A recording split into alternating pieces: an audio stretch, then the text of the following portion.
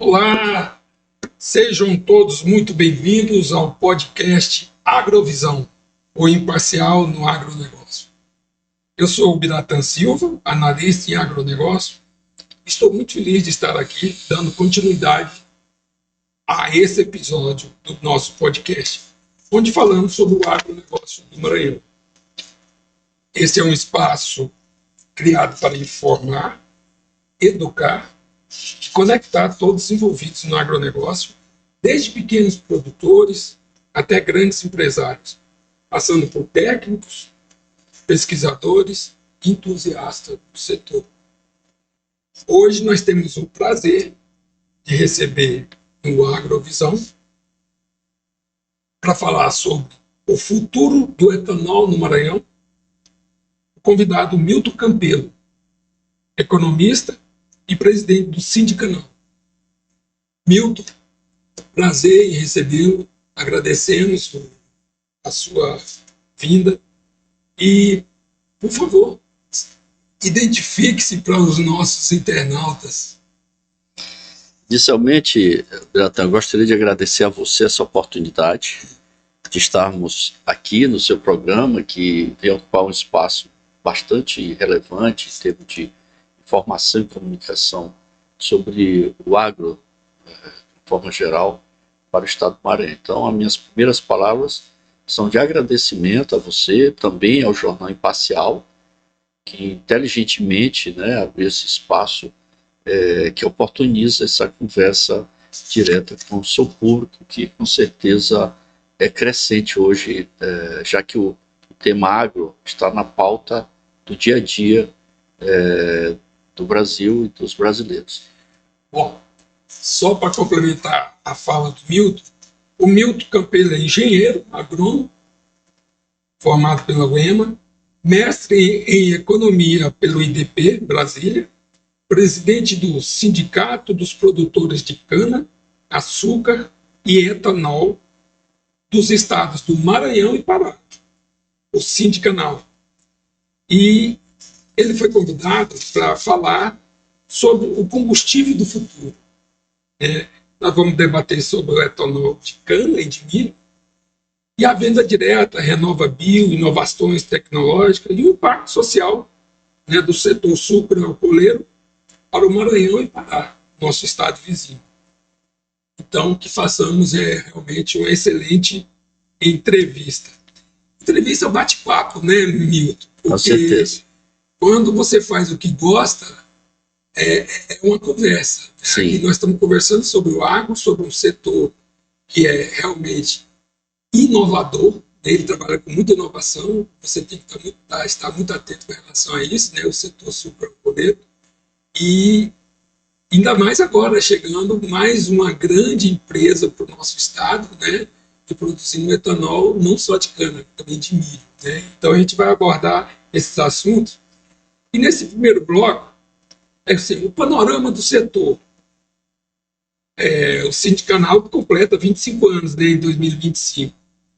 Como você avalia a evolução do setor sucroalcooleiro no Maranhão e no Pará, nesse período, desses 25 anos? Porque você está dentro do sindicato já há bastante tempo. Perfeito, Bira. Esse ano, de fato, agora no próximo mês de maio, o Sindicanal completará 25 anos. Isso já demonstra para o seu público, extremamente privilegiado e diferenciado, que o Sindicanal tem uma história aí de trabalho. E quando você fala de inovação, é verdade, o setor está passando por um processo realmente de inovação, sem perder a sua tradição de produção. Então, hoje, nós temos 6 empresas associadas, e até então, com a chegada da Impasa, que você já colocou na sua abertura, essas unidades que estão aí, elas produzem etanol basicamente de cana-de-açúcar, e a cana-de-açúcar está conectada com a história do Brasil. Então, o ciclo da cana-de-açúcar, após o ciclo do pau-brasil, faz parte do processo histórico de formação econômica brasileira. O Maranhão, lá no passado, teve essa presença do cultivo de cana, mas ela se estabilizou e permanece até hoje aí firme, notadamente nos estados mais a leste da região Nordeste, né? Pernambuco, Alagoas, né? Paraíba. Paraíba, né? Isso, exatamente. Então, é um setor rico em tradições e que vem se inovando diante de um mercado cada vez mais competitivo e em transformação em alta velocidade. Então, é um setor que traz, nas nossas unidades de cana-de-açúcar, a presença muito forte dos seres humanos que estão por trás desses negócios, né? Então, nós temos aqui no Maranhão as indústrias de etanol de cana-de-açúcar alternativo em Tutum, a Itapecrubi Energia em Aldeias Altas, na região de Caxias, a Maitibê Energia em Campestre, ali próximo, dentro da região Tocantina, de Imperatriz, e temos aí o que eu chamo hoje um cluster, que vai se fortalecendo cada vez mais, que é a região de Balsas, no coração do Matopiba, né? Então, todos eles liderados por empreendedores, que eu diria, resilientes nesse processo de produção de etanol no estado, né? A palavra resiliente é muito interessante, porque ela vem substituir a palavra teimosia. Então, nós podemos dizer que são realmente teimosos, porque tocar o negócio da produção de biocombustíveis exige muita dedicação, muita capacidade de superação, né? Porque a produção de biocombustível está muito associada a toda a malha de mobilidade de pessoas e cargas do país. O Brasil é um país gigantesco e é um setor altamente regulado. Então eu diria que talvez seja o setor mais regulado hoje nessa conexão agro e agricultura e indústria, é o setor de etanol. Eu diria assim, para você, já antecipando, que é o único setor brasileiro hoje, industrial, que já vem atuando no mercado de carbono, que é o Renovabil, que nós vamos falar um pouco à frente. Já estamos no 6º ano comercializando CBIOS, Certificado de Descarbonização, que são ativos comercializados na B3, na Bolsa de Valores. E para você fazer isso, é porque atende uma regulamentação extremamente rigorosa. Então, um dos primeiros aspectos para se considerar o mercado de carbono é a inexistência de desmatamento nas atividades produtivas desde 2018. Então, um setor que não pratica desmatamento, é um setor que você tem o rastreamento de toda a produção, que é mais um aspecto inovador nesse sentido. Todos os anos, as indústrias que comercializam CBIOS, elas recebem uma inspeção, uma auditoria rigorosa da ANP, da Agência Nacional de Petróleo e Biocombustíveis, para permanecer no programa. Então, das nossas unidades, 4 delas já atuam no mercado de CBIOS, né? Então, é um assunto extremamente relevante que eu caracterizaria já como, respondendo a sua pergunta, um grande sinal do processo de evolução, porque, e o maranhense saber que a nossa base industrial é inovadora, atualizada, competitiva e vem contribuindo esses anos todos em parceria com o governo do estado, porque são empresas que são estimuladas pelo Tesouro Estadual. Então há essa unidade, essa lealdade, esse compromisso com o estado e com a população maranhense. Você falou de 3, né? Você falou da alternativa, da Itapecrubi Energia, da Maiti, né? Aqui mais para cá. E lá no sul é a Agroserra e a Novato. A Impasa. Obrigado pela observação. E a do Pará também. E nós temos então na região sul, que eu chamei ali um cluster de produção em torno de Balsas, que é a Agroserra, em São Raimundo das Mangabeiras, mas está ali conectado com a Balsas, e agora Balsas. No Pará, a Pagrisa. A Pagrisa fica na cidade de Ulianópolis, ali em torno de 200 quilômetros de Açailândia, próxima à margem da Belém, Brasília, que ela também está aí completando 50 anos de atividade, a Maiti 40, as demais todas nessa faixa, 40, 30 anos. Por isso que vem a palavra resiliência. Né? Por isso que vem a palavra resiliência, porque nesse período todo inflacionário, mudança de moeda, mudança de plano econômico, cenário internacional, como nesse instante está acontecendo, que vai direto, você observa que numa das manifestações do atual presidente dos Estados Unidos, ele coloca o etanol brasileiro lá como uma exigência de abertura do mercado brasileiro para que o etanol americano entre aqui. Que lá é praticamente milho, né? Nos Estados Unidos, eles são os maiores produtores de etanol de milho do mundo. O Brasil é o maior produtor de etanol do mundo em cana-de-açúcar. No conjunto, nós somos os segundos grandes produtores. E eu diria assim, o Brasil não precisa importar etanol. Nós temos uma produção suficiente e vamos falar mais à frente sobre algumas inovações que vêm acontecendo aí dentro do programa Combustível do Futuro, que mostra que o Brasil poderá alcançar a independência na importação de gasolina, já antecipando que o Brasil não tem ainda autonomia plena na questão da gasolina. Nós temos no petróleo, mas nossas refinarias não têm a capacidade de refinar a quantidade de gasolina necessária para o consumo interno. Então, só no ano passado, Bira, passar o número aqui para você, o Brasil importou 700 milhões de litros de gasolina.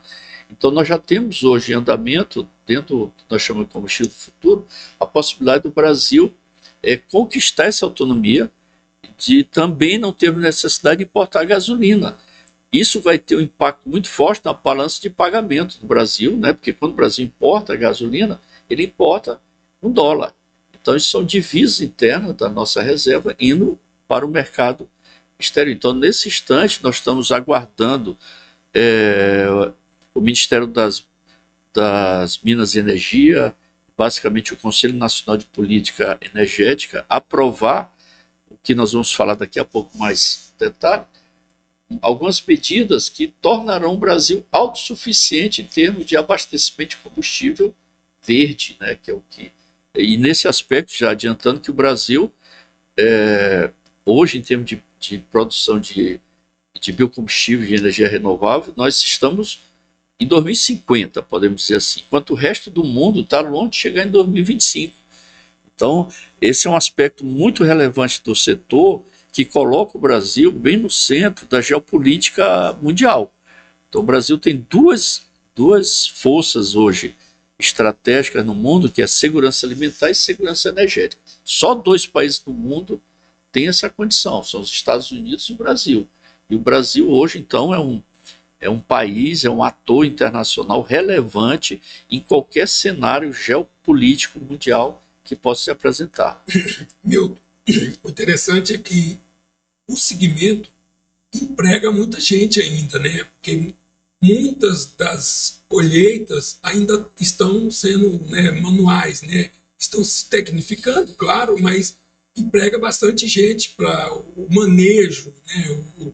Até a pesquisa em si, né, de cultivares, né, específica para cada região, não é isso?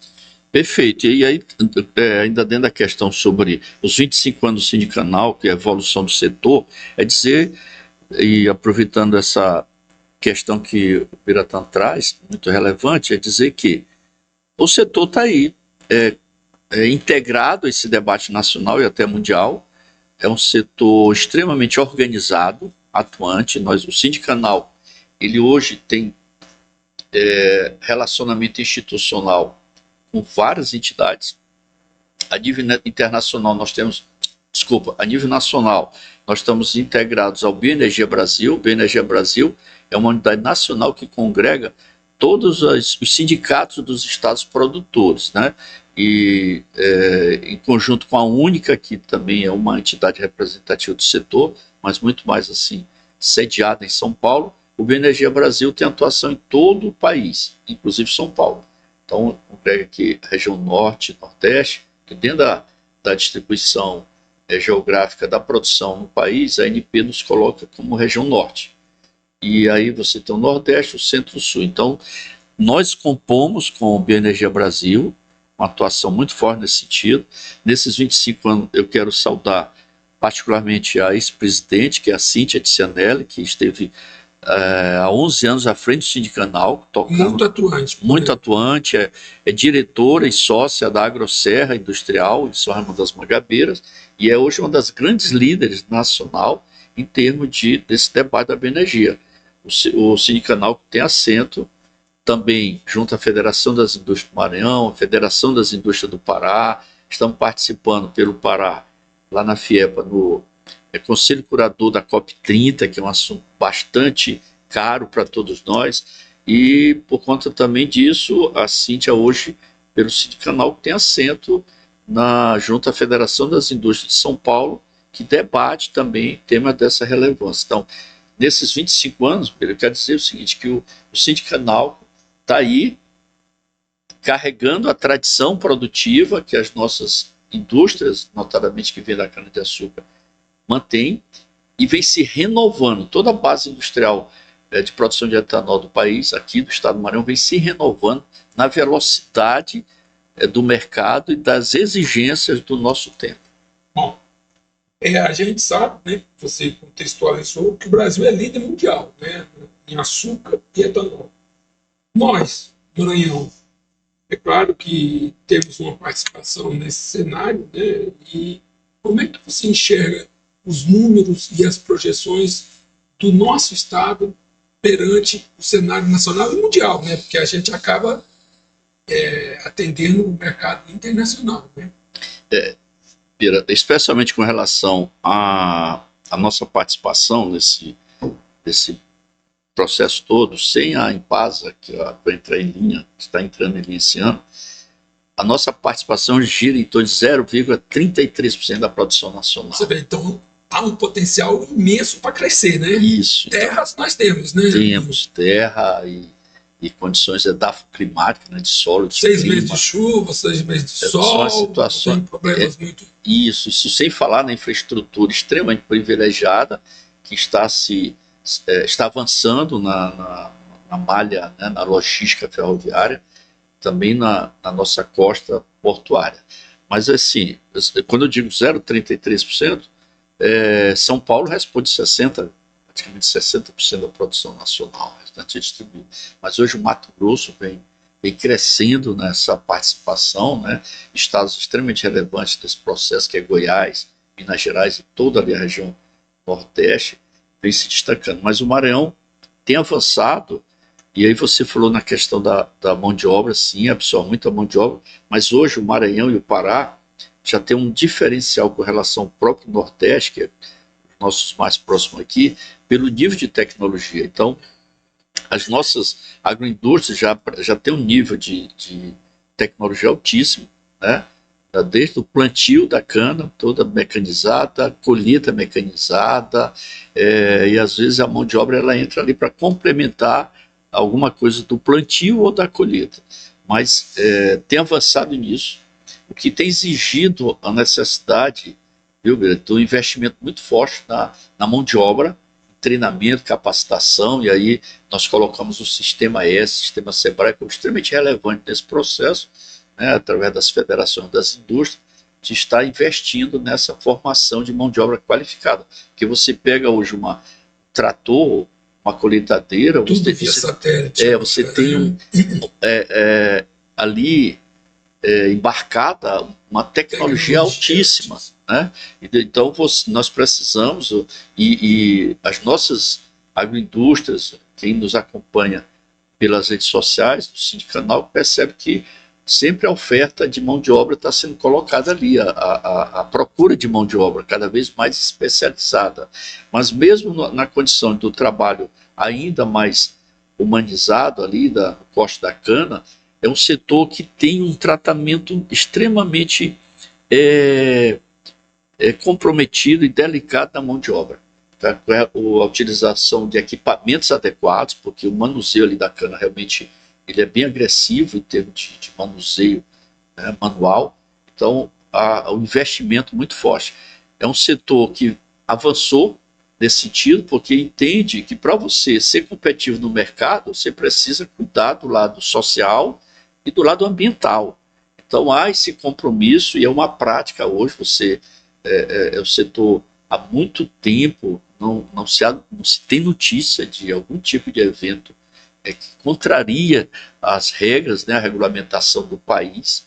Então, eu diria que é um setor em compliance com a legislação brasileira.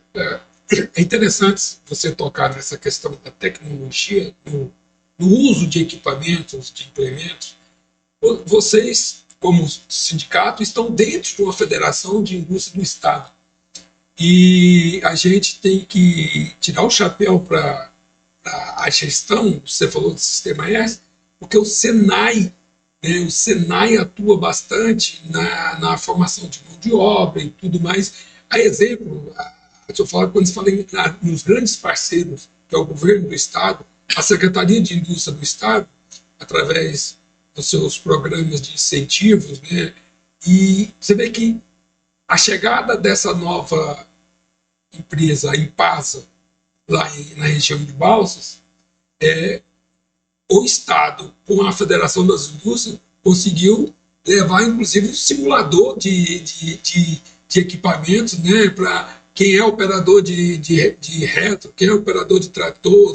Então, isso tudo mostra a importância que é o segmento e a importância dos parceiros, né, porque se nós não temos os profissionais para nos capacitar aqui, mas nós temos em São Paulo, nós temos em Pernambuco, em Goiás, e tudo isso é trazido, né? E a gente acaba passando essas informações e capacitando a equipe toda, né?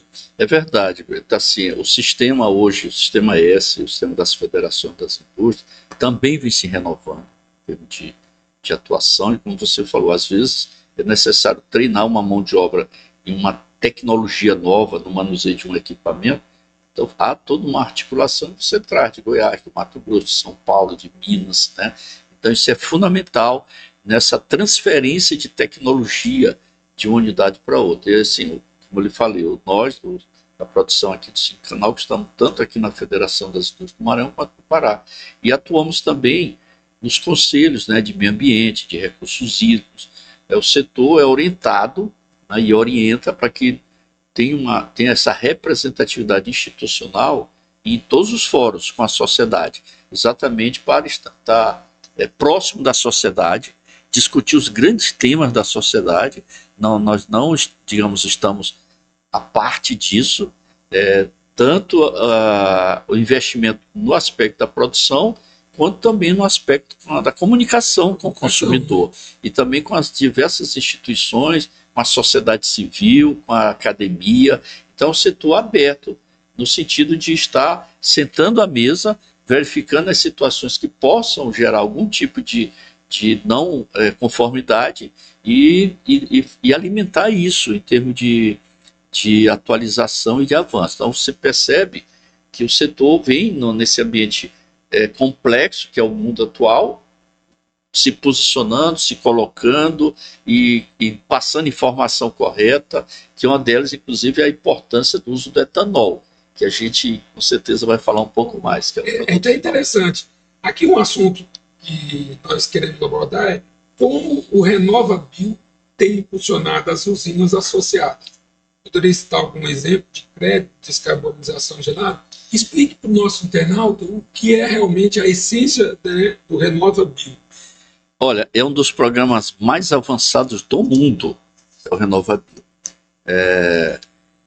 De tal forma que, a nível do que é feito no Brasil hoje com esse programa, nós temos um similar próximo, que é na Califórnia, nos Estados Unidos.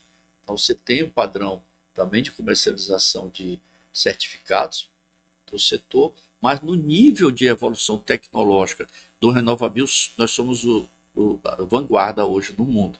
É um programa que foi desenvolvido com uma equipe multidiversificada, da Embrapa, né, do Ministério de Ciência e Tecnologia, da Universidade de São Paulo e de uma série de outros dos setores. Então, o que é o RenovaBio? É uma política nacional de biocombustíveis. Ela aconteceu no final de 2018, o setor atuou muito forte nesse programa, levou o projeto para a Câmara de Deputados, passou pelo Senado e foi sancionado no final de 2018. Então, entrou em operação em seguida. O CBio, ele, colocando numa linguagem mais compreensível possível, para produzir o etanol, né, que é um produto que não é etanol, que é água. Para produzir o etanol, você precisa, no ciclo de produção econômica, utilizar, eventualmente, combustíveis fósseis. Então, por exemplo, a cana-de-açúcar, cada usina dessa tem um ciclo agrícola, tem um ciclo industrial e depois o ciclo de comercialização. No ciclo agrícola, desde o preparo da terra, a aplicação de tratos culturais, a colheita, o corte e o transporte da cana do campo para a usina, você eventualmente utiliza óleo diesel, né, precisa queimar, né, combustível e gerar gases do efeito estufa, que é um tema que está presente aí hoje sobre a questão do aquecimento global, dessas mudanças climáticas que está na ordem do dia hoje do planeta. Então, o que o RenovaBio faz? O RenovaBio tem uma tecnologia consolidada pela Embrapa, chamada uma régua de medição da emissão de gases do efeito estufa durante o processo agrícola e industrial de produção de etanol. Então, é claro que se nós formos comparados às diversas usinas, cada uma tem uma chamada pegada de carbono diferente da outra. Então, para você produzir 1.000 litros aqui de etanol, tem uma usina que vai queimar mais combustíveis fósseis do que outra. E o que o RenovaBio faz é calcular isso através de 4 parâmetros de avaliação e, no final, emite um certificado para aquela empresa, passando a nota de descarbonização que ela possui. Ela pega essa quantidade de títulos, chamados CBIOS, certificado de descarbonização, como se fosse ações de uma empresa, e esse CBIO é comercializado na Bolsa de Valores.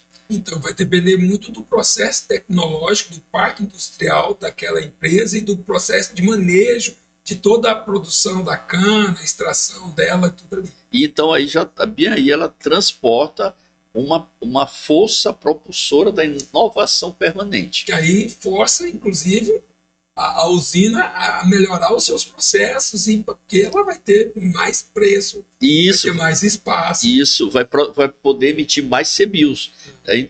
Usando, por exemplo, o biodiesel, que é um diesel produzido, né, de biomassa, somente da soja. Aqui nas nossas unidades do Sindicanal, nós temos o prazer de dizer que, por exemplo, a Pagrisa, no Pará, recebeu uma premiação em 2023, no evento internacional em São Paulo, a mais eficiente em termos de pegada energética entre as unidades do Norte e Nordeste.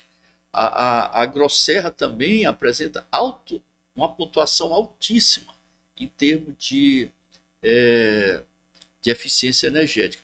Tem um dos fatores, são 4, que avaliado para a emissão do CBIOS, que é a efetividade. A Grosserra, no último levantamento, foi a única a nível nacional que apresentou 100% de efetividade, que é um item que mede a origem da cana, e nessa origem da cana, porque tem uma série de indústrias que trabalha com canas produzidas por produtores, ele compra, e ali não é só o cultivo dele, é cultivo de terceiros, mas orientado, inclusive, né, para ter essa eficiência. Isso. Então, mesmo sendo de terceiro, o sistema consegue medir a qualidade dessa produção da cana dos diversos fornecedores daquela indústria.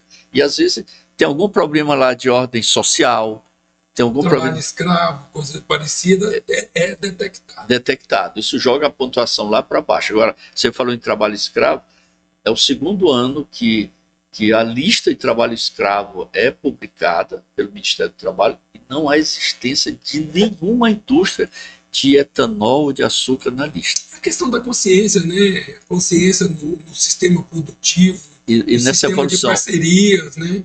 E porque hoje uma empresa que for flagrada numa situação de trabalho escravo, ela praticamente está fora do mercado. Então, do CBIO, do RenovaBio, ela está fora. Então, a questão do RenovaBio é uma inovação fantástica. E quem compra esses CBIOs? As distribuidoras, quanto mais vendas de combustíveis fósseis elas tiverem, é o caso da Vibra, da Raíssa, da Ipiranga, quanto mais venda de combustíveis fósseis na sua pauta de venda, ela tem uma meta obrigatória aplicada pela ANP. é obrigada a fazer essa compensação aqui. É o fator compensação mesmo, né? Isso. Se você desmatou lá no passado, mas você vai fazer a compensação de replantio, de melhoramento de um parque, né, de preservação, então é a compensação mesmo. Isso. No caso específico do RenovaBio, a compensação se dá pelo volume de combustíveis fósseis, né, gasolina e diesel vendido. Aí, como é que a distribuidora compensa isso? Adquirindo os CBIOS na Bolsa de Valores. Muito bem. Falando de inovação, tem 2 assuntos rápidos. O etanol de milho vem ganhando espaço, né? E com a chegada da Impasa, que é essa indústria de etanol de milho que está lá instalada em Balsas, no sul do Maranhão, essa alternativa se complementa com o etanol de cana, né? Porque você vai atender o mercado, né? E tem espaço para atender o mercado também, principalmente dessa nova base, milho. As empresas que estão atuando hoje com etanol de cana, tem alguma migração, algum espaço para ir já também pegar uma fatia do etanol de milho? Muito bem, essa questão está bem hoje no coração, né, do debate do processo de produção agrícola e industrial do setor. Passar um dado aqui para você e para os seus ouvintes, é dizer o seguinte, que o Maranhão hoje, com as indústrias de etanol de cana-de-açúcar, produz algo em torno, aqui é um número aproximado, né, que é variável, em 200 milhões de litros de etanol que é produzido. Para o consumo no estado do Maranhão, em torno de 400 milhões. Então, até esse momento, até 2024, vamos dizer assim, o Maranhão importa etanol, né, basicamente de Goiás, de outras regiões, mas no centro-sul. Então, o Maranhão é importador de etanol. A Impasa está projetando para esse ano, está divulgado publicamente, em torno de 450, 400 milhões de litros de etanol. Então é fácil fazer. É a autossuficiência. Então, se nós produzimos 200 e vai entrar mais 450... Então vamos exportar 200. Então nós temos a perspectiva de exportar 200 a 300. Agora, com detalhe, se manter o consumo atual de etanol no estado, porque com 400 milhões de litros de etanol, que é consumido no Maranhão, aí eu até fico assim, um pouco triste de dizer o que eu vou falar agora, nós temos o menor consumo de etanol per capita no Brasil.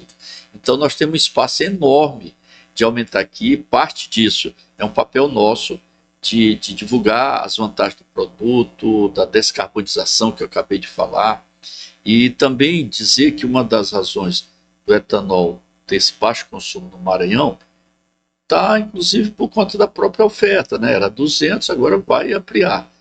E também da rede de abastecimento, que é um ponto assim, bastante sensível.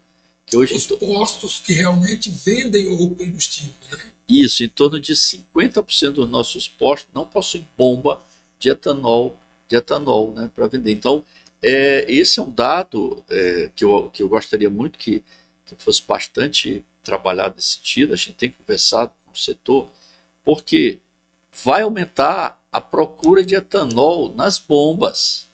Vai aumentar, porque a oferta do etanol vai aumentar, e aí é mercado, é economia, ali da oferta e da procura. Vai aumentar a oferta, então a expectativa na queda do preço.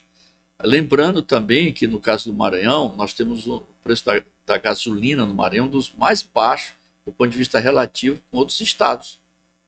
O preço da gasolina no Maranhão. Então, esse também é um aspecto que estimula o nosso consumidor a adquirir, consumir gasolina. Eu sei que nós vamos falar mais na frente, mas eu queria falar o seguinte.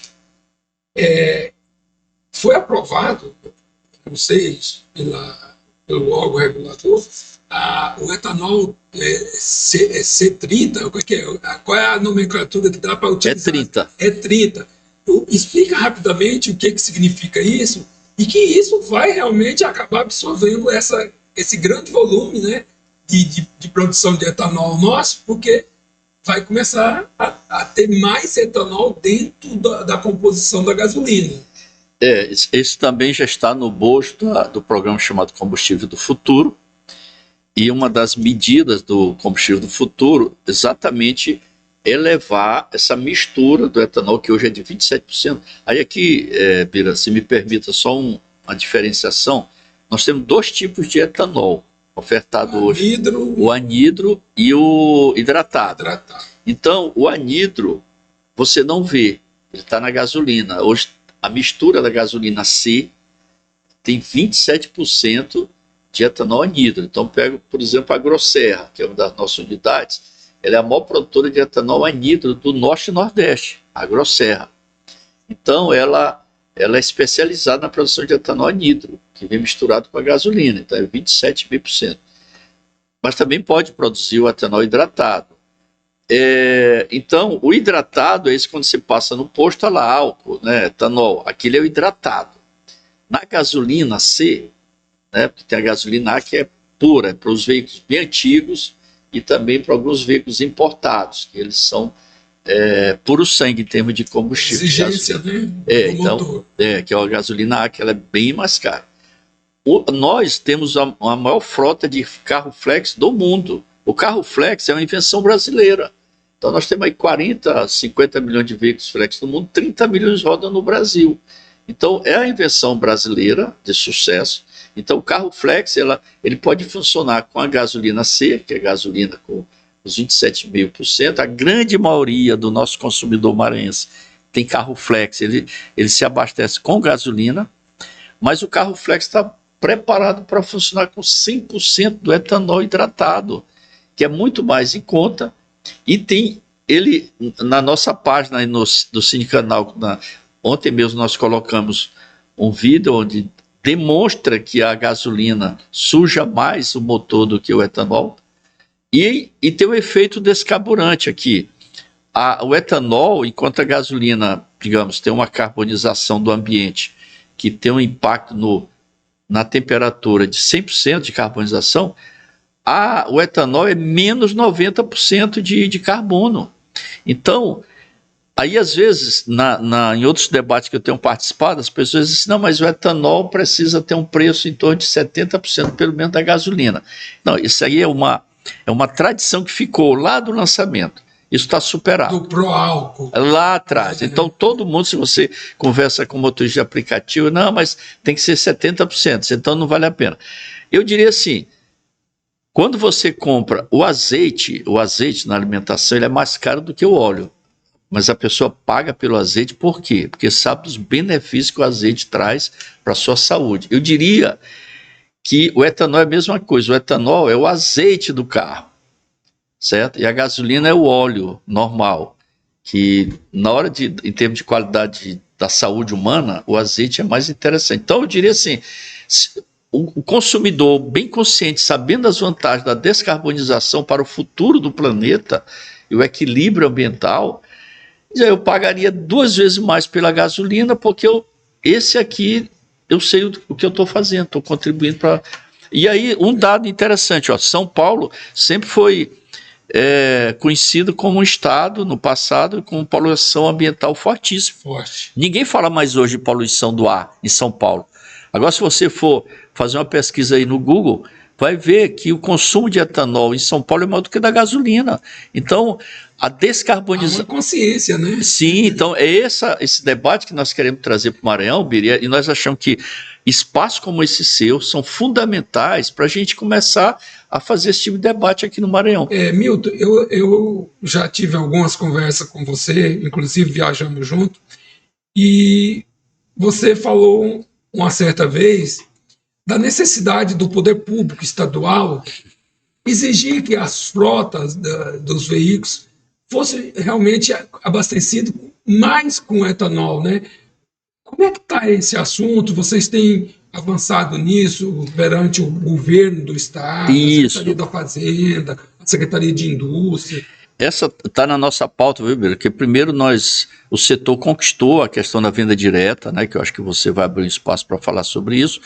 Mas, por exemplo, agora nos últimos 30 dias, o governo do estado de Sergipe, você pode consultar hoje, qualquer coisa que a gente fale, você pode ali no GPT já dar uma checada, ver se, ou no Google, verificar se o que você está falando realmente procede. Hoje é preciso ter muito cuidado com o que fala, porque tudo isso pode ser checado imediatamente. Então, o Sergipe o governo do estado de Sergipe fez isso, Minas Gerais tem esse trabalho, Pernambuco e uma série de outros estados brasileiros já vem privilegiando isso, São Paulo, tudo mais. Então, aí eu colocaria para você que é uma pauta que nós vamos enfrentar nesse sentido, porque, olha, se o Maranhão vai ser superavitário na produção de etanol, é importante que esse consumo aconteça aqui, porque você está gerando emprego nas usinas, criando mais postos, né? Criando mais postos de combustíveis vendendo, são mais frentistas, são mais postos investindo, que é um aspecto importante, viu, Bira?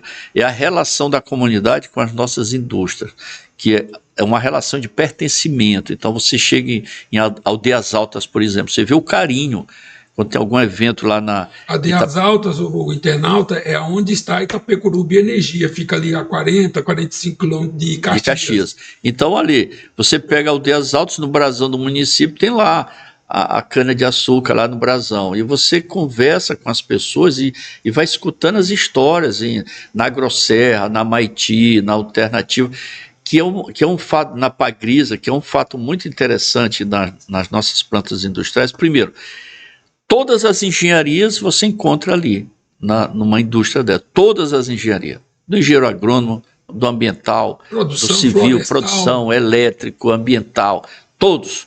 Então, você tem uma série de histórias, porque como são unidades com 30, 40 anos, 50 anos nas suas comunidades, tem histórias inteiras de famílias que têm a sua conexão no mundo, no mercado, através da indústria. E dali já saíram várias pessoas com formação profissional avançada dessas unidades. Então, onde nós temos uma planta industrial de etanol, de açúcar, aqui no Maranhão, você tem uma história no município diferente. Há uma relação de pertencimento ali. De cuidado, até da indústria com a comunidade, né? Exatamente. Bom, nós vamos falar rapidamente, Milton, em função da chegada da Enpasa, não é subproduto, de um produto do milho, né, do esmagamento do milho, que é o DDGS, que é justamente um componente para as fábricas de rações, né, e que isso, para você ver, internauta, o quanto vai mudar realmente a chegada de uma empresa como a Enpasa, e com certeza virão outras, e as próprias de cana também podem fazer algo nesse sentido, fazer híbrido, né, produzir etanol tanto de cana quanto de milho. O DDGS é um componente para ração. Agora, imagina você, nós estamos livres, Milton, aquela de aftosa, né? Então nós podemos exportar. E se nós podemos exportar carne, o que acontece? Nós vamos ter muitos confinamentos de animais utilizando o DDGS e tendo a oportunidade de implantação de frigoríficos. Então a gente pode exportar mesmo para fora do país, exportar para dentro do país aqui no estado. E a questão do DDGS. Fala rapidamente, isso, aí a gente passa para outro. O DDGS, aqui para o internauta, é como se fosse o farelo ali da... O farelo do milho depois de esmagar. Você que esmaga, fica aquele farelo, aquela massa, né? E está ali muito rico, né, de proteínas. E aí esse assunto é interessante. Primeiro que o Maranhão tem o segundo rebanho de bovinos do Nordeste, né? Primeiro quase 10 milhões já, né? Isso, quase 10 milhões. Então, nesse período, principalmente de estiagem mais prolongado, é um problema que às vezes o boi sanfona, né? No período da chuva está gordo. Quando começa a estiagem, ele emagrece. Muito bem. Então, você colocou um outro ponto aí, deixou a bola quicando para eu complementar. Então, nós temos aí fica alongado o período de abate do animal por conta dessa engorda, emagrece e tal. Com a presença do DDGS, que é uma sigla em inglês, você vai ter uma grande oferta, né? O produtor maranhense, eu acho que aí também, Bira, é importante alguma estratégia do próprio governo, Secretaria de Comércio, né? Sagrima, tudo mais, incentivar duas coisas. Primeiro, a produção de milho. Segundo, a utilização do subproduto industrial, que é o DDGS, para alimentação animal, não só bovina. para galinha, frangos, caprino, suíno suíno e até para peixes e pets. Hoje o DDG está sendo comercializado aí também como ração para pets, que é um movimento principalmente da classe social mais urbana, né? Está avançando. Então, assim, é um grande negócio, além do óleo de milho, que vai ser um terceiro subproduto, que é o que todos nós que participamos desses debates, né, Bira, colocamos, volta e meia, a necessidade da verticalização da produção, do Brasil não ser simplesmente um produtor exportador de matéria-prima. De commodities. Né? Isso. Então, processar minimamente dentro do Estado o que nós produzimos. E tem o Milton lembrou um fato, essa empresa que chegou em Balsa não vai plantar um pé de milho. Você vê, então, a necessidade de milho e de quem planta milho para fornecer para eles, né? E aí você fez uma pergunta anterior que eu quero complementar na resposta sobre o impacto da presença da produção de etanol de milho com relação à cana, porque tem um forte impacto no sentido já da produção, porque as indústrias de etanol de cana, o empresário industrial, ele tem um ciclo agrícola, que ele tem que cuidar da cana, do cultivo da cana dele própria, ou de fornecedores, mesmo sendo fornecedor, ele é obrigado a acompanhar, principalmente por conta do RenovaBio, para saber as condições de trabalho. Senão ele não certifica. Senão ele não certifica, ele perde. E aí, no ano passado, também, né, no programa Combustível do Futuro e do RenovaBio, os produtores de cana, Bira, passaram a participar da receita dos CBIOS. No lançamento, só as indústrias recebiam. Hoje, essa receita do CBIO é compartilhada entre a indústria e os produtores de cana. Então, isso foi uma outra ação evolutiva muito bem construída, né?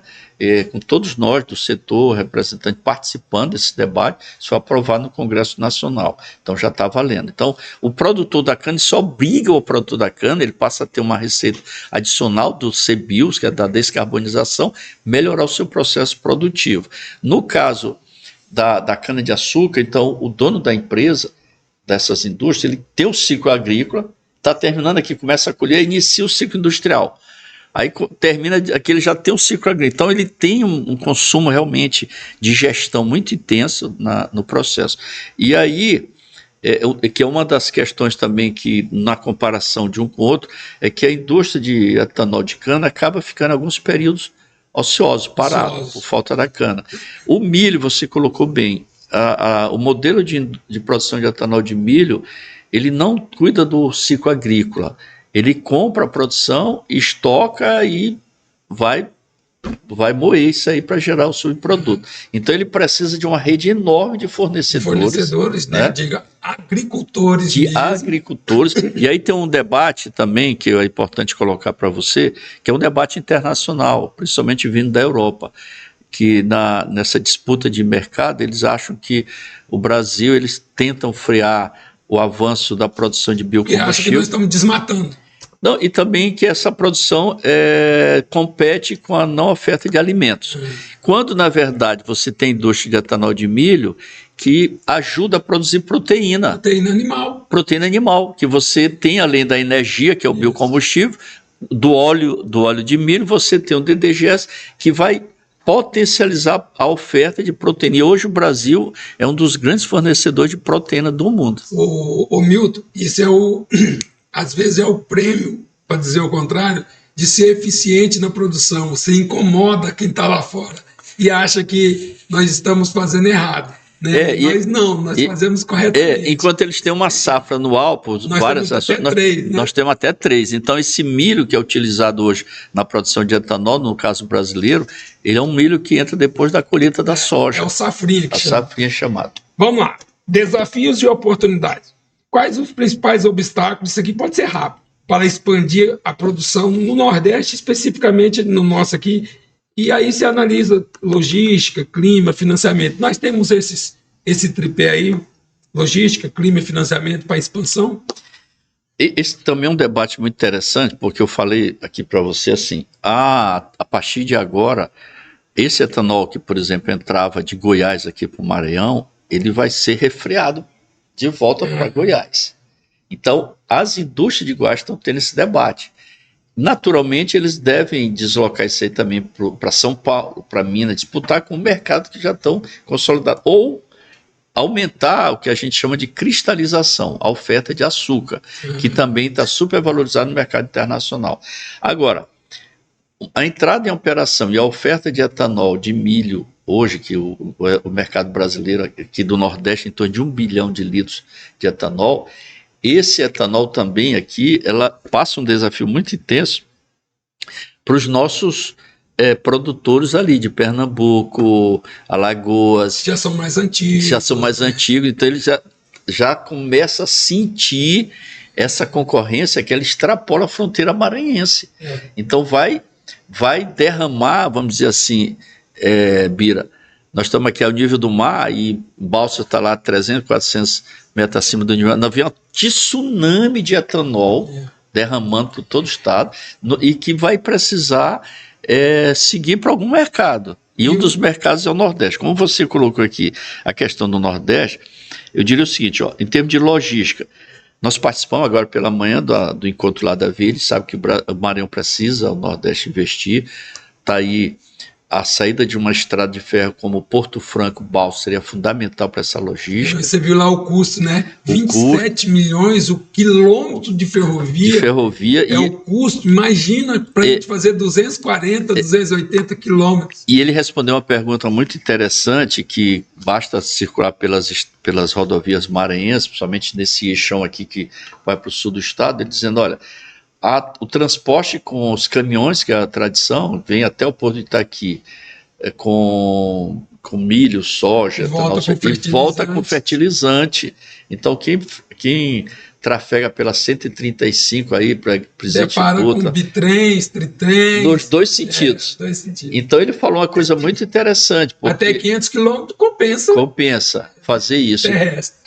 Então, ele demonstrando isso, que é uma realidade muito forte da estrutura logística do Estado do Maranhão. Agora, nós precisamos investir em infraestrutura, em estrada, né? Fundamental. Bom, venda direta de etanol. Foi uma demanda do setor. E como foi essa conquista? Aí nós queremos agora aproveitar para agradecer, né, o governador Carlos Brandão, toda a equipe do Estado, a Secretaria de Indústria e Comércio, Secretaria da Fazenda, Casa Civil, SEDEP, Secretaria de Agricultura, Secretaria da Comércio e Indústria. Eu diria assim, foi um trabalho que mobilizou a estrutura técnica a fim do assunto. Nós queremos agradecer o apoio, a gente sabe dos impactos eventuais que uma medida como essa pode trazer, e a gente sabe também que o governador foi bastante visionário nesse sentido, de entender que está fortalecendo a estrutura de produção de etanol do estado do Maranhão e abrindo alternativa para o dono da indústria comercializar o etanol ou com a distribuidora, que continua operando, ou com a sua rede de postos de combustível no seu entorno.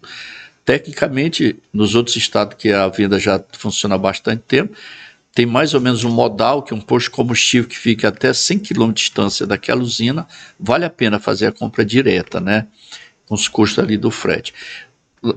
Sem a venda direta, o que aconteceu? Você tem uma unidade como ali a Itapecuru Energia Aldeias Altas, comercializava 100% com a distribuidora, aí aquele etanol viaja, depois ele retorna para os postos, né? Viaja pela distribuidora e retorna. Então você tem o que nós chamamos de frete morto. Tem um frete que vai aí, que não precisava ir, já poderia ser vendido ali na vizinhança.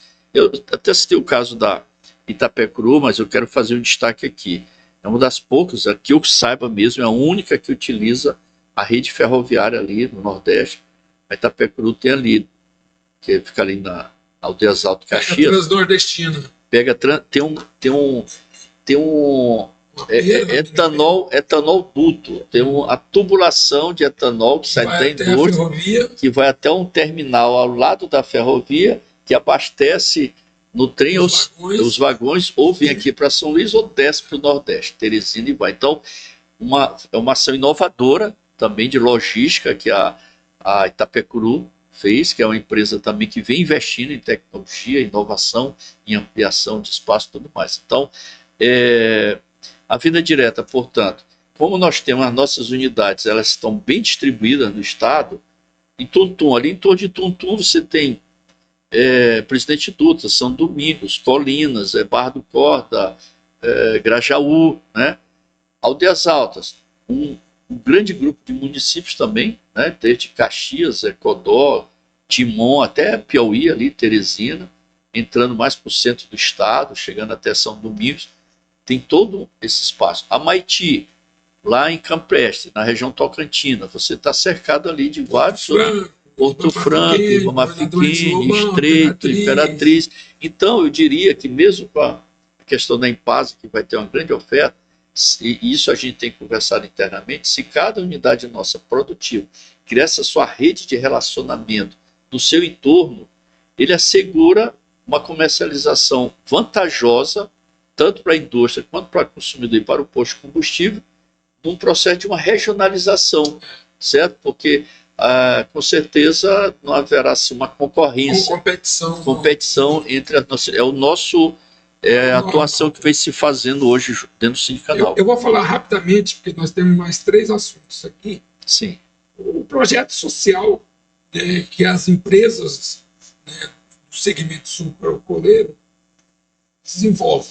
Eu lembro que a gente foi procurado por uns apicultores da região de Açailândia. Precisavam, por um determinado momento, comprar açúcar para fazer o composto, né? E em função da chuva, para as colmeias não se dissiparem, né? E a gente conversou e foi tratar disso com a Maiti. A gente quer, inclusive, agradecer esse apoio, porque isso mexe com a comunidade, né? Vocês têm essa preocupação. Isso, inclusive, para quem quiser conhecer o projeto, está lá também na nossa rede social, um trabalho. Nós queremos agradecer, claro, a Maiti, a presidente Yasmine, né, muito sensível ao tema. Então, hoje, como é que funciona assim para o internauta? As abelhas, elas precisam também do seu campo, né, de fornecimento de néctar. Seu pasto, né, para a produção de mel. Então, nesse momento, às vezes, em determinados momentos, há uma crise no fornecimento disso, e foi feito esse acordo e algumas caixas, né, várias caixas foram deslocadas para a unidade da Maiti, que produz açúcar, tem ali disponível, né, então passa, né, ela já fazia esse trabalho com outros apicultores mais próximos e ampliou nessa solicitação da Secretaria de Indústria e Comércio, notadamente aqui do Pira. Então, e tem outras ações, né, porque você pega, por exemplo, a Agroserra, ela vem estimulando esses anos todos, por exemplo, o ciclo da cachaça, fornecendo boa qualidade de variedade de cana, né? Então hoje, por exemplo, a cachaça, isso faz de forma de pura cortesia, né? Parceria. E hoje o Maranhão tem aumentado a quantidade de produção de cachaças com registro do Ministério da Agricultura, né? Que é um grande avanço. Então, e assim por diante, a Itapecuru Energia apoia o esporte, a própria Maiti, a Agroserra tem uma série de atuações nesse sentido. A Pagrisa, lá no Pará, aliás, Ulianópolis é conhecido como a capital do açúcar paraense, por conta da Pagrisa, patrocina uma série de eventos, inclusive tem uma estrutura de formação educacional, uma espécie de universidade que mantém treinamento, capacitação dentro do espaço da indústria. Então, o que a gente diz assim, são plantas industriais que estão voltadas também para as suas responsabilidades socioambientais. Não está só fechada ali no seu ciclo de produção puramente econômico. Bom, eu vou pular um dos blocos, que você já falou bastante da questão de individual de cada indústria. Futuros e conceitos.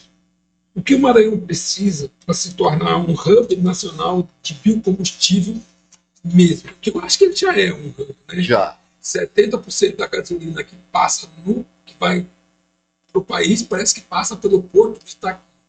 Grande parte desse combustível, essa é uma das razões, inclusive, da gasolina ter um preço, né, diferenciado aqui no Maranhão, que é um benefício, né? É claro que compete diretamente com o produto do nosso setor, mas o importante é o benefício total. Mas o mais importante que eu vejo aí, Bira, aqui no caso, se avançando a questão da mistura do etanol, você colocou anteriormente ali, e os testes foram feitos pelo Instituto Mauá, no Rio de Janeiro, agora janeiro e fevereiro, o estudo está disponível, eu posso passar para você.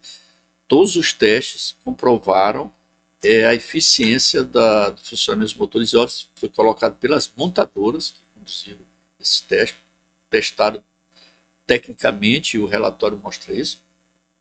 Então está prontinho. Se o Brasil aumentar a mistura de 27% para 30%, aí nós vamos ter o consumo de mais 1,3 bilhão de litros de etanol, essa mistura. E o Brasil não precisará importar os 700 milhões de litros de gasolina que importou no ano passado. Então, observe que, nesse sentido, a questão maranhense aqui passa a ser um hub de biocombustível voltado também para o mercado internacional.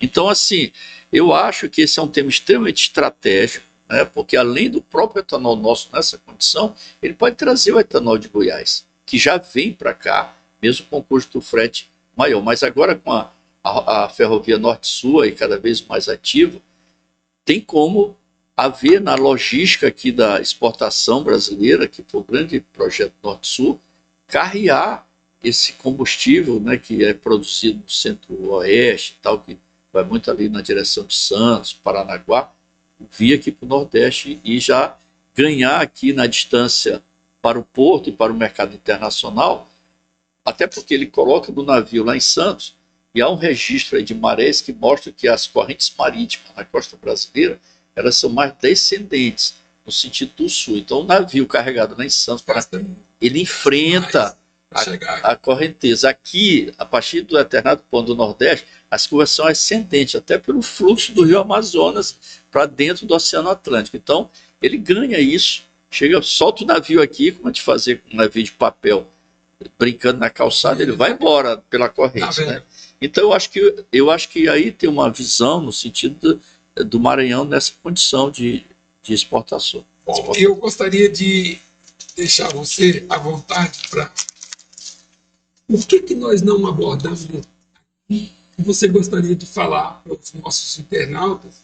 E outra, depois disso você divulga as redes de contato de vocês, como que a gente pode conhecer mais das ações do Sindicanal e das indústrias que fazem parte do Sindicanal. O que foi que nós não abordamos aqui que você gostaria de falar? Primeiro, eu gostaria assim, de enaltecer e destacar, Bira e todos os internautas, a liderança, a dedicação, a resiliência que eu coloquei, a coragem, né, para você enfrentar esse ambiente de produção, ele exige realmente muita determinação. Eu gostaria aqui de enaltecer esses líderes produtores, né, a Pagrisa, a família Zancana, é um grupo de irmãos que tocam o projeto empresarial, mas tem ali um grupo familiar. A Maiti Energia, o senhor Antônio Celso Izar, 40 anos conduzindo a Maiti.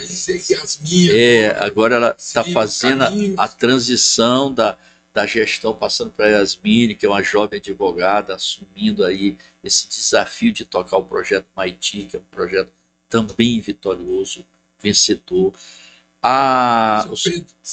O seu Zé Guilherme da Alternativa, que é um show de Tuntum, que tem mais de 80 anos, mas você vai lá na produção, é um jovem empreendedor, entusiasmado, empolgado, que não para ali dentro do processo, seja da produção de cana, seja na produção industrial. Os Humbertos, né, da Itapecurubim Energia, hoje nós temos Humberto Júnior e Humberto Neto, que mantém esse nome também em homenagem ao pai, que foi o grande precursor, que lá nos anos 70, né, enfrentou ali a região de Aldeias Altas, implantou um projeto que a cada dia avança, se renova e que dentro desse cenário todo eles estão trabalhando a busca de alternativa. E fechar aqui com a Grosserra. A Grosserra tem 3 personagens muito fortes, né? A Grosserra, né, como você até colocou no script aqui, respondeu até então 70% do etanol consumido no Maranhão, o maior produtor de etanol anidro do Norte e Nordeste. A Grosserra é a grande âncora que deu assim, uma sustentabilidade à região sul do estado, ao Mato Piba, e tornou aquele centro, Torre de Balsas, como centro agrícola de maior referência aqui no nosso estado, a Serra do Penitente, Tasso Fragoso. Mas a Grosserra, a família de Cianelli, Serafim de Cianelli, que foi um dos fundadores, juntamente com Pedro Cianel, Então, esses homens visionários que subiram ali a Serra da Crueira, como se dizia na época que eles começaram a plantar o projeto, tá, isso aqui só serve para criar cobra, porque não dá resultado. E está lá a Agrosserra.